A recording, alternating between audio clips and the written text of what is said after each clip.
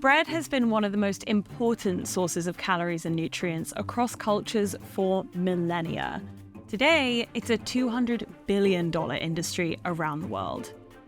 Here in America, ultra-processed white bread is the norm. But this is what bread used to look like. It was typically made with just 3 ingredients: flour, water, and yeast. But nowadays, your average loaf of white bread can easily contain up to 20 ingredients, including salt, sugar, fats and oils, a cocktail of chemicals like dough conditioners, ascorbic acid, bleach, and more. And somehow, this bread is a lot less nutritious than this. So how did a food that has been such a staple change so much? And what kind of impact does that have on our bodies? I'm Mia DeGraaf. I'm a health editor at Business Insider. The first traces that archaeologists have ever found of bread is these crumbs that are 14,000 years old that they found from a Neolithic site in Jordan. These crumbs seem to have been made from a rudimentary flatbread that were sort of a combination of water and ground up grains, kind of the ancestors of modern day cereals. Egyptians discovered yeast, likely by accident, but the way Egyptians were making bread was what we would describe today as a sourdough. And that was the kind of bread that we were making then for centuries. So we could see from the Egyptians that bread making could proliferate an entire society and sustain an entire community. Pyramid builders were paid with bread. People in higher status positions were people who were overseeing the production of bread. That only develops further. By the time you get to 150 BC in the Roman Empire, bread making by then was a really prestigious career. So how did bread come to the US? Rumor has it that when Christopher Columbus journeyed to the New World, he brought a crock pot of sourdough starter with him. And once we started mass producing wheat across the US, bread as a business and as a culture really kicked off. In the 1880s, we saw the industrialization of bread.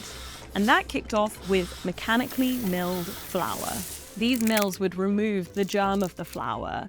It contains so many nutrients. It's got proteins, oils, omega-3s, all of that good stuff, but it makes it quite unruly in a bake. They remove the bran, remove the germ of the flour, and completely pulverize the flour so that it is as fine as it can possibly be. Suddenly, you don't have that volatile element that could be a margin for error in your business. You can just scale this right up and make bread that seems to be very consistent every time. So that's what we've seen with all these mills, adding different kinds of chemicals and adding different kinds of ingredients.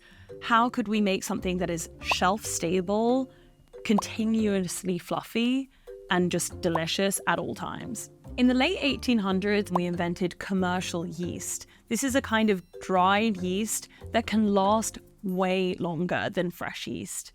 Fresh yeast, like a sourdough starter or a balm, you've got to treat it, you've got to feed it. But it's not the kind of thing that you could use for mass production so easily. But a commercial yeast, it's dehydrated in such a way that it could last for weeks and weeks and weeks. The mass-produced white bread, or the fluffy kind of Wonder Bread that we have today, was invented in the early 1900s, but it wasn't sliced. It was just this big block of fluffy white dough. In the early 1900s, an engineer called Otto Rohwedder had an idea that you could make one single machine that slices and packages bread all at the same time. It took him about a decade to finally finish his prototype. We get to 1928 when he debuted his invention at a fair in Missouri. And it was a huge hit. People's minds were blown. And within 2 years, the Continental Baking Company, which is the maker of Wonder Bread, was using it. I know mine eat their lunch now. I pack their favorite sandwiches on their favorite bread. Wonder. Kids eat it up. This Wonder Bread, it's already got a ton of things in it that make it shelf stable. Add the packaging, it's gonna last you for a week or more, maybe even longer. It was a huge game changer in American culture. The war was starting, the economy is really hard up. You have this thing that's gonna last you for a very long time. It actually created a supermarket culture and really decades later, we can see it created this huge shift in how we shop and eat and live in this country. By 1930, mass-produced loaves made up 30% of the average American's diet, which was a higher proportion than any other food. But scientists started to see the results of eating this bread that had all of the nutrients removed from it. Around the start of the Second World War, we started to see people developing diseases with quite worrying symptoms. There are diseases like pellagra, which has symptoms of dementia, or beriberi, which has symptoms of paralysis or losing the feeling in your hands and feet. People also had rickets, which is the weakening of bones, iron deficiency, birth defects. In response, the US government collaborated with manufacturing companies, including the Wonder Bread manufacturer Continental Baking Company, to produce and promote these more fortified versions of Wonder Bread. That's why you can help yourself grow bigger and stronger 8 ways with Wonder Bread. I mean grow bigger and stronger 8 ways. While this didn't make ultra-processed white bread as healthy as a whole grain, it did prevent people from developing diseases, which is capitalism at its finest. Each delicious slice of Wonder Bread supplies protein for muscle, minerals for strong bones and teeth, carbohydrates for energy, vitamins for nerves, all vital elements for growing minds and bodies. The point of ultra-processed bread is really business opportunity. It's something that was scalable, it's developed for convenience. So what are the ingredients in a typical loaf of ultra-processed bread? So first we have tartaric acid, also known as datum. This is an emulsifier which is used to make bread smoother or fluffier and to stop ingredients from separating. Emulsifiers are generally believed to be safe in small quantities, but gut health experts worry that the combination of water and oil that's used to make this may wear down the gut lining in a way that can make you susceptible to digestive issues and digestive diseases. Next, we have corn syrup. This is a really common ingredient in ultra-processed foods, including bread. It's super sweet. It can be used to mask the more chemical flavors of an ultra-processed food after it's been broken down and had so many things added to it to keep it shelf stable. One of the health effects of corn syrup is that it's a high fructose type of sweetener, and it means that your liver has to work harder to break it down than, say, glucose. That can put you at risk of fatty liver disease, as well as the risks of just consuming a lot of sugar. If you consume a lot of sugar, you're at a higher risk of diabetes, inflammation, heart disease, obesity, and all of the classic things that are associated with high sugar diet. Another common ingredient used is acetic acid. This is an antimicrobial that's used to prevent mold from growing or to prevent the bread from going off or going stale quicker. It's a vinegar that can be used in other types of food production. Acetic acid is not dangerous to human health in the amounts that are used in store-bought bread, but it is part of this perfect storm of chemicals that are used to make bread last way longer than it naturally would. Then we have calcium carbonate. This is a dough conditioner which is used to improve texture and shelf life of ultra-processed bread. So on its own, calcium carbonate is not that bad for you, and in fact it can be good for you. The issue with calcium carbonate in ultra-processed bread is that it's making something inherently unhealthy quite enticing. Another common sweetener in ultra-processed bread is molasses. This is something which is quite popular with home bakers too. It's a sweetener that has a low glycemic index, so in theory it would be healthier for you than a refined sugar. It can still spike your blood sugar, especially if it's used in an ultra-processed bread that you're naturally going to eat a lot of. Ultra-processed food drives people to eat more of it. Another ingredient that you will see on basically every label of store-bought bread is ascorbic acid. This is a type of vitamin C, which sounds great. The issue with ascorbic acid is that it's used in the manufacturing process as a flour treatment to fortify the dough against a rather aggressive manufacturing process. So it means that we can toss this dough around and slam it against machines and pulverize it in a way that's quite unnatural unless you have all of these ingredients inserted into it.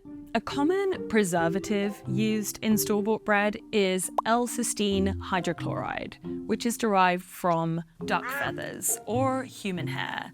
It's an amino acid which is used to prolong shelf life and also enhance the flavor of processed foods. The FDA says that this is actually safe for human health, but it is widely regarded as just gross. You also have bleach, which is added to the bread to make it look whiter. So this can be done by adding chlorine dioxide gas to the flour before it reaches the manufacturing plant. We also have azodicarbonamide, which is used as a bleach and as a foam expander to give bread a fluffier feel. This is an ingredient that's also used in vinyl flooring and yoga mats to give it a squishy feel. The FDA says that it's safe to use in small amounts, but the EU and Australia and other countries disagree. Azodicarbonamide has been banned as a food additive for years due to concerns that a byproduct can be cancerous. Of course, you have preservatives to prolong shelf life, so that could be calcium propionate. Fats are used in a store-bought loaf for volume and fluffiness and shelf stability. Look on your label for something like mono or diglycerides. That's made from soybeans and other oils to give it that kind of fluffiness and also to help it last a little longer. Let's take a look at these breads. First we have Wonder Bread, iconic packaging. So this, even holding it, it is so extremely fluffy. I can't ignore that fact. And this ingredient list is huge. The main ingredient in this is unbleached enriched flour. The second highest proportion ingredient is water. Then we have sugar, yeast. So we then have a very long list of micro ingredients, let's say. Calcium carbonate, wheat gluten, soybean oil, salt, dough conditioners, sodium stearoyl lactylate. I don't know if I got that. Calcium stearoyl monoglyceride, mono and diglyceride. So calcium peroxide, calcium iodate, vinegar, citric acid, cholecalciferol. It sounds like a name of Game of Thrones. Soy lecithin, calcium propionate, and that's it. Wow, that was a journey. Okay, now we have Nature's Own 100% whole wheat. And this has 13 grams of whole grain per slice, heart healthy. Whole wheat, this is great. This is something that I would look for in a store. You want to see whole wheat or whole grain, but let's see what's on the label. So we have whole wheat flour, that's the first ingredient, and that's great. We have distilled monoglyceride, so that's a fat that's used in the process to create volume and bounciness and fluffiness to your bread. It's not necessarily bad for you in small amounts, and this is less than 2%. You know, it's a fat that can impact your cholesterol levels or inflammation in your body. Pepperidge Farms Farmhouse multigrain bread. So first off the bat, multigrain, this is something that I try to avoid, I would say. If you're buying store-bought bread, none of it's going to be that good for you. But multigrain is not in the same league as whole grain or whole wheat. Whole grain and whole wheat, they have the entire kernel of the original wheat intact. Multigrain, this just tells you that it is made from loads of different kinds of flour. It's not telling you that it's necessarily a very healthy type of bread. So that's a bit of a red flag for me. No high fructose corn syrup, that's nice. So in theory, it's signaling that this is a healthy bread. Let's look at the label. Okay, immediate red flag. This has per slice 5 grams of sugar. That is really high. That's double the amount of sugar in a slice of Wonder Bread. The ingredients here, we have enriched wheat flour. It's nice that it has oats in it, though in very small proportion. And this is extremely high in sugar for one slice of bread. According to the USDA, your daily intake of total sugars, including from fruit or coffee or tea in very minuscule amounts, shouldn't exceed 50 grams, which is 12 teaspoons. So let's look at how many teaspoons are in this loaf of bread. 1.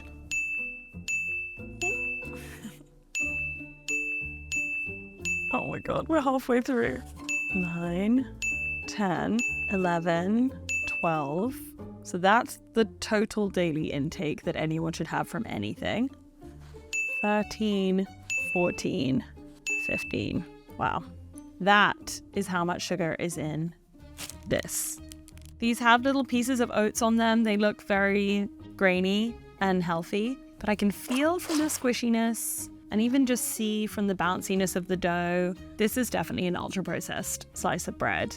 And I can see from the ingredients list that there is stuff in there that is not what I would be going for a nutritious lunch. So this is how much sugar is in 2 slices of this bread. And it doesn't look like a lot, it's not a lot, but if you're buying this because you expect it to be healthy, you probably don't expect to be having more than a spoonful of sugar with every slice that you eat. Then we have Arnold Stone Ground, made with 100% whole grain, 0 grams trans fat, good source of fiber, and it has a big love heart that says heart healthy, which is very sweet.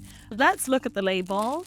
The main ingredient is stone ground whole wheat flour, which is indeed very good for you. So yes, there are elements in this that do make this more heart healthy than some of the other breads in the store, but it does contain those telltale chemicals which show you that this is something that is not something that you could make at home. If ultra-processed bread is a mainstay of your diet, it's going to put you at risk for a bunch of kind of serious health issues. So all of the nutrients are essentially pre-digested. It creates a cascading effect that can dramatically increase inflammation in your body. The lack of fiber really drives up your risk of digestive issues, including something like constipation. Take, for example, the fact that when ultra-processed white bread was first marketed to Americans, one of the benefits was that you're not going to need the toilet as often and as people who are eating whole wheat bread. So it goes to show that whole wheat bread quite clearly keeps you regular and white bread does not. The US government played a huge role in constructing the kind of bread manufacturing that we have today. It all started in the Great Depression when the US government provided subsidies for farms during a quite tricky time for the economy and also to prevent overproduction of certain things. Uncle Sam is rewarding the Midwest farmers who have done their part in curbing corn and hog production to raise prices. At Knoxville, Iowa, the first federal checks are distributed as loans to the farmers. That was really the beginning of what's now known as the Farm Bill, but it essentially provides subsidies for major farms that are mass producing homogeneous kinds of wheat that can go to big manufacturing plants and make bread that will serve the entire country. The Farm Bill is not subsidizing smaller farms that are providing grain for local bakers and something that's maybe a slightly more diverse style of grain. So they're not able to reduce the cost of their loaves in the same way that ultra-processed manufactured loaves can. The cost of an ultra-processed white loaf is around $2 or under $2, but that's at the lower end of the scale of bread costs in the US. If you're looking for something more artisanal, you're looking for like a sourdough or something from a homemade bakery, those can get very expensive, up to say $12. Americans are consuming way less bread than they were before because of a wave of health-conscious attitudes and the rise of low-carb diets. There was a huge shift towards low-carb in the 80s and 90s that had a really, really dramatic effect on our entire bread-eating culture. In the year 2000, the average American was eating about 138 pounds of grains per year, which includes bread. By 2014, that dropped to an average of 122 pounds per year. It doesn't sound like a huge drop, but it's pretty significant in just a decade. Still, the business hasn't gone away, and it has in fact grown. It's now worth about $26 billion. So it's thriving, and it's definitely something that's still a part of our culture, but how we're choosing to consume it has shifted, and brands have been racing to catch up with that. So, What should you look for on a label when you're trying to buy healthy bread?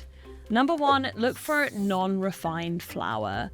You're looking for something that hasn't had all of the goodness milled out of it. Look for low added sugar, or ideally no added sugar. No trans fats. Trans fats are incredibly bad for you and increase your risk of heart disease. Ideally few additives. Just the nature of the manufacturing process means that you need certain additives just simply to make it go through the machines. But as few additives as you can have, the better. Be aware, and this kind of rings true for all packaged food, that there are certain bogus words and terms like healthy or made with real wheat. Those aren't regulated terms. So if a label has that on it, you can just disregard it. It doesn't mean anything.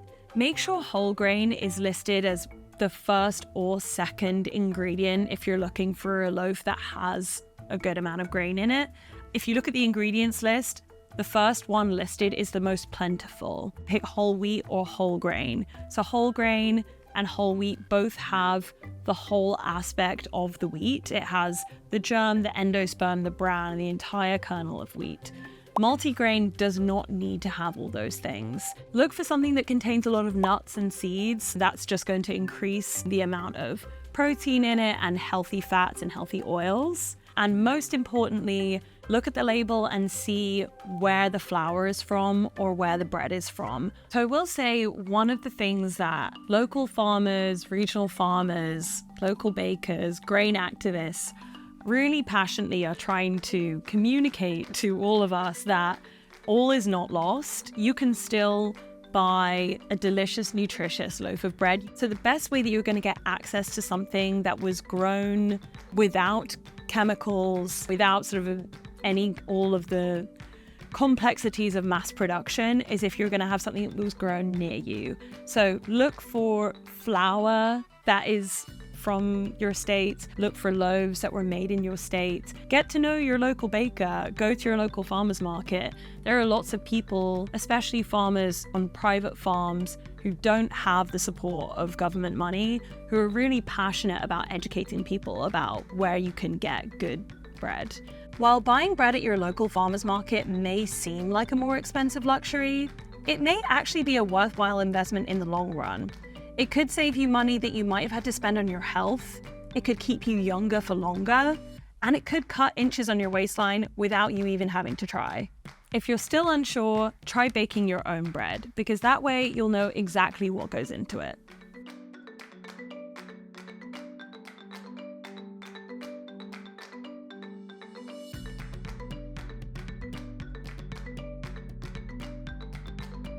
But this is what bread used to look like.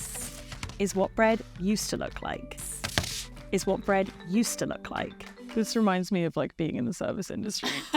I used to have to open a wine bottle at a table and I'm like, oh God.